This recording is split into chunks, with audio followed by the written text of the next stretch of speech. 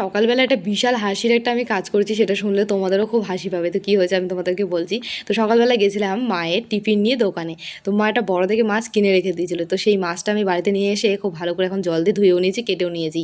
তো এখন মাছটার গায়ে খুব ভালো করে একটু নুন আর হলুদ 1 চামচ দিয়ে দিয়েছি, মাখিয়ে নেবো। তো কারণ মাছটার গায়ে যদি নুন হলুদ ভালো করে না মাখাই না, ভাজার সময় মাছ ভীষণ ফোটে। তো এই মাছটা কিন্তু আমি ভালো করে নুন হলুদ মাখিয়ে নেওয়ার পর এখানে দেখো কতগুলো সবজি রয়েছে, এবার সবজিগুলো আমি কেটে নেবো। তো ডাঁটা দিয়ে মাছটাকে রান্না করবো।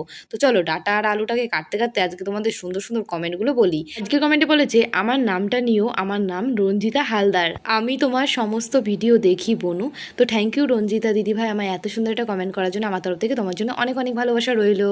নেক্সট কমেন্টে বলেছে, দিদি আমি নবদ্বীপ থেকে বলছি, তোমার ভিডিও আমার খুব ভালো লাগে, প্লিজ আমার নামটা শিবম, আমার নামটা নিও, আমার নামটা নিও শিবং, এবং আমি এই ভিডিওতে ফার্স্ট কমেন্ট করেছি তোমার।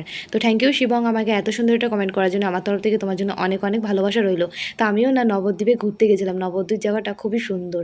তো দেখো সকালে রান্না কিন্তু কমপ্লিট হয়ে গেছে। এখন এখানে একটু খিচুড়ি আর তরকারি ঠামা মিলে আমি মিলে খাওয়া দাওয়া করলাম। আজকে সকালবেলা বাজারে গিয়ে যে হাসির কাজটা আমি করেছিলাম, তোমাদেরও হাসি পেয়ে যাবে।